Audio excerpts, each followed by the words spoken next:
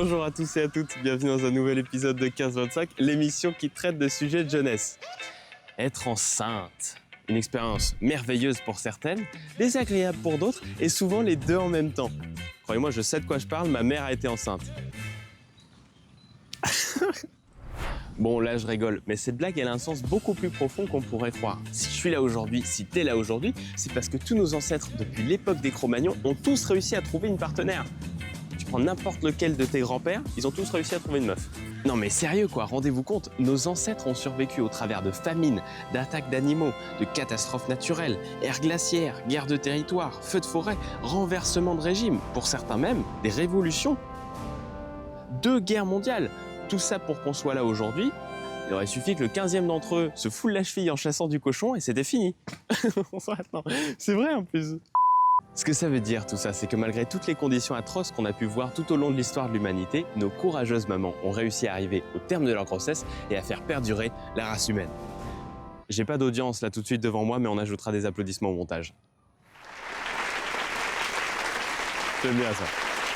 En janvier 2025, j'ai eu la chance d'être invité à un regroupement de l'association Partage Santé Pacifique qui proposait des activités aux mamans, allant des conseils pour la nourriture à donner à bébé, au Ra'au, entre autres. J'ai pu parler avec Philippe Diarez, le fondateur de l'association, qui va pouvoir nous expliquer en quoi consistait cette journée. C'est parti. Yorana tout le monde, on est là aujourd'hui au Parc Paofaï pour parler de nos femmes enceintes des îles et des familles des îles qui sont là en attente d'accoucher. Maruru. Quel est le but principal de l'association qui organise cette journée ? Son but principal, c'est de promouvoir la santé dans les îles de Polynésie et du Pacifique. L'institution a décidé depuis de nombreuses années qu'on ne pouvait pas accoucher dans les îles, qu'il fallait venir à Tahiti. Il est normal qu'on puisse à ce moment-là les accueillir le mieux possible. On attend qu'on va accoucher de l'affection, du confort, qu'on puisse s'occuper de moi, que je puisse bien manger, bien dormir. Et pour certaines femmes, c'est vraiment pas le cas. Donc on a envie de faire quelque chose pour que les choses bougent. Comment est-ce que cette association aide les femmes enceintes qui viennent accoucher à Tahiti ?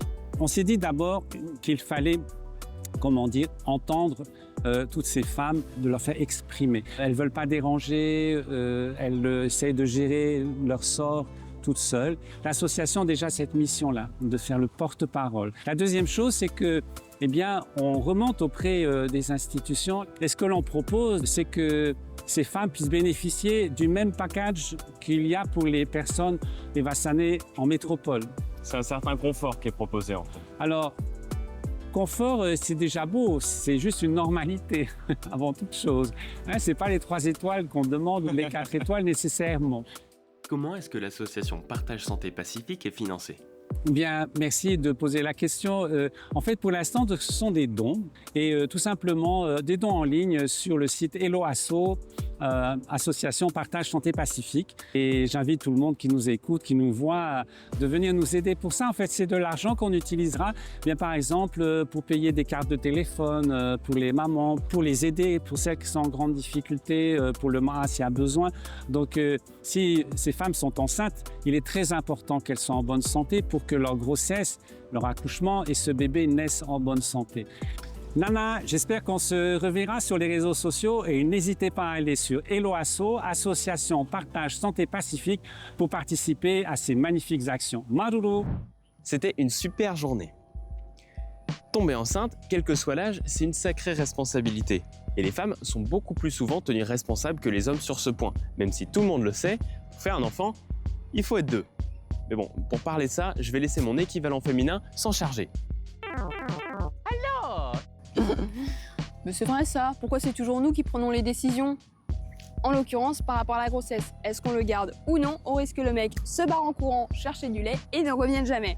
Donc, si t'as pas envie de mettre ta vie en pause ou d'être célibataire, il va falloir prendre ce rôle de la rabat-joie qui prend des précautions. On a d'ailleurs un épisode dédié à ce sujet un peu plus tard dans la saison, alors restez connectés. Yes. Et puis en attendant, nous on va continuer notre épisode. On a alors rencontré Océane, une jeune maman de 15 ans, et Iniva, la sage-femme qui l'a suivie tout au long de sa grossesse. Allez, c'est parti.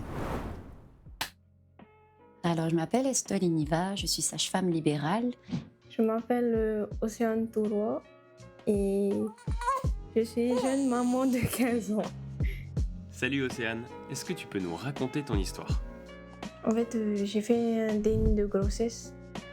J'avais fait mon test au collège. Quand mes parents ils ont su, on est parti à l'hôpital.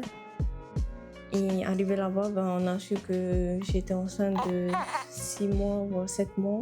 De base, on devait aller pour faire une avorter.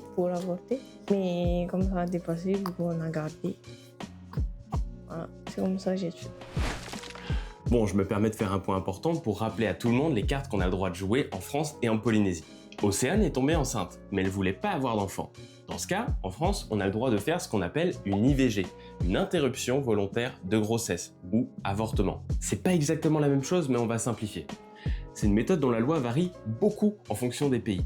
En France, on peut mettre un terme à sa grossesse via une IVG jusqu'à la 14e semaine de la grossesse. Après, c'est plus autorisé. Océane, quand elle a appris qu'elle était enceinte, les médecins lui ont dit qu'elle était déjà à la 26e semaine, donc elle avait plus du tout le droit d'avorter.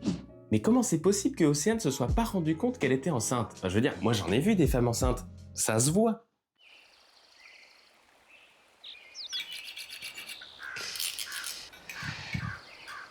Écoute, je te l'ai pas dit, mais tu te laisses aller en ce moment. Non mais t'as raison, je crois que j'ai abusé un petit peu sur le showman.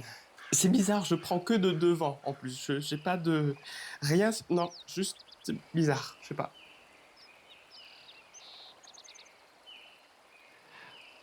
Ouais, ça doit être ça, ouais. Alors ouais, mais non. En fait, Océane, pendant 6 mois, elle a fait ce qu'on appelle un déni de grossesse. Et un déni de grossesse, c'est ni plus ni moins que ton ventre est plat, comme d'habitude. Tout va bien, mais t'as des petits signes qui commencent à te faire comprendre qu'il faudrait peut-être faire un test de grossesse. Et quand t'en fais un, tu te rends compte que ça fait déjà 6 mois que t'as un bébé dans le ventre. Et personne s'en rend compte.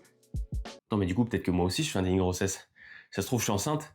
Bon, pour en être sûr, je vais faire un test de grossesse trouvable en pharmacie sans ordonnance. En attendant, Iniva, est-ce que tu pourrais nous expliquer quels sont les enjeux par lesquels passent les très jeunes mamans comme Océane ou moi?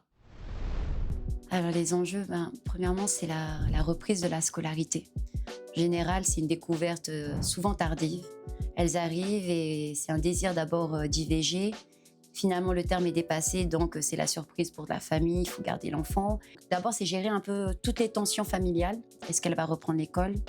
Beaucoup de jeunes filles ne reprennent pas après leur grossesse l'école. Du coup, elles abandonnent. Je suis au collège. J'ai arrêté l'école quand je suis tombée enceinte de ce petit bébé. Et je compte reprendre l'école là en août, à la rentrée. Iniva parlait aussi de tension familiale. Comment est-ce que ça s'est passé chez vous? Au début, ça m'a stressée. J'avais peur d'en parler, mais aujourd'hui, ça va. Enfin, la nouvelle n'était pas la bienvenue. Ça, c'est sûr, on va pas se mentir. Ensuite, ça a été un triple choc. Effectivement, elle a fait un déni de grossesse. Elle est entrée dans son 7e mois. Et on ne pouvait plus rien faire. Ça nous a mis 1 semaine pour s'en remettre. Et après, voilà, on l'a entourée de notre amour, on l'a soutenue jusqu'à la fin. À quel changement physique ou émotionnel peut s'attendre une femme enceinte? Alors, changement d'abord au niveau physique. Le petit bidou qui gonfle, les seins qui gonflent également, changement d'humeur, avec la fatigue, une grosse fatigue. Il y a beaucoup moins d'oxygène qui est apporté qu'à la maman parce qu'il faut partager pour bébé. Pareil, au niveau des flux sanguins, il faut partager pour bébé. Du coup, beaucoup plus de fatigue. Quand on fait partie de l'entourage ou des fréquentations, comment aider une femme enceinte? Juste être là. Et même pas forcément lui acheter 36 000 choses, des vêtements pour bébé. Si on lui dit, par exemple, une jeune fille, je suis là, si tu as juste besoin de questions ou autre, je suis là. Ou dire que tu es très belle. Parce qu'en général, on a tendance à avoir le ventre qui pousse, à avoir les cheveux en pétard et tout le reste. Mais juste dire que tu es très belle, que tout va bien se passer. Rien qu'une présence comme ça suffit. Et là, en Polynésie, sur ça, on n'a pas trop de problèmes parce que ta traitée, c'est toujours bien accompagnée. Aider, d'accord, mais ça fait quoi concrètement? On voit une jeune fille qui est très bien entourée par sa famille ou sa belle famille ou son petit copain, même si elle est très jeune. Quand elle est entourée, vraiment, la grossesse se passe sereinement. Oui, ça s'est bien passé parce que j'avais un entourage qui était là pour moi, qui m'a encouragée. Mes parents, ils étaient là. Du coup, ça va. Quand elle est un peu toute seule, où elle s'est fait engueuler par sa famille pour être tombée enceinte de façon jeune, elle stresse beaucoup, elle est très renfermée, et du coup, elle vomit beaucoup de nausées, il y a beaucoup plus de ressentis. J'étais pas là pour la juger. J'avais les conseils de ma maman. À cet âge-là, j'ai eu mon fils aîné. À 15 ans, j'étais collégienne également. Et puis, on n'a pas le droit de la laisser comme ça. On n'a pas le droit. On est avant tout des parents. Elle est maman aujourd'hui et elle assume parfaitement son rôle. On va la soutenir jusqu'au bout. Univa, est-ce que tu aurais un message à passer en tant que sage-femme? Pas hésiter à venir consulter. Toutes les consultations pour le suivi contraceptif ou de grossesse sont gratuites. Elles peuvent venir même seules en consultation. C'est toujours la peur où elle doit être accompagnée d'un adulte pour venir en consultation. Et à cause de cette peur-là, où l'adulte sera mis au courant ou autre, elles viennent tardivement, justement. Et elles viennent à des termes où c'est trop tard si elles veulent ne pas garder la grossesse, justement. Et on n'a pas assez, justement, je trouve, de prévention sur ça. Pour les mineurs où elles peuvent venir toutes seules, elles ne sont pas au courant de tout ça. Et elles viennent trop tard en général. Et après, il y a des regrets.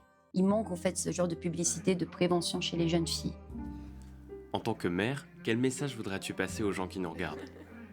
Les jeunes mamans qui sont dans la même situation que ma fille, j'aimerais dire aux parents de soutenir vos enfants. Entourez bien vos enfants. Les jugements des gens, ce que les gens peuvent penser, c'est le problème, ça les regarde. Et pour finir, en tant que jeune maman, quel message voudrais-tu passer aux jeunes qui sont dans la même situation que toi? Faut pas du tout stresser, faut garder que le positif. Et si tout se passe bien, le bébé va aller bien. Et c'est bon. Gardez que le positif. Merci à toutes d'avoir témoigné dans cet épisode et d'avoir permis à 15-25 de traiter de ce sujet. Et on en profite pour souhaiter bon courage à toutes les jeunes mamans du Fénois. On est avec vous.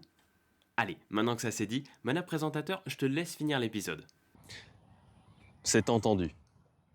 Non, je rigole, ça marche. Merci à tous et à toutes d'avoir suivi cet épisode de 15-25. On remercie tous nos intervenants qui ont fait de leur mieux pour nous donner des réponses convaincantes. En ce qui me concerne, je file tourner le prochain épisode de 15-25 et nous on se retrouve la semaine prochaine comme d'habitude sur TNT.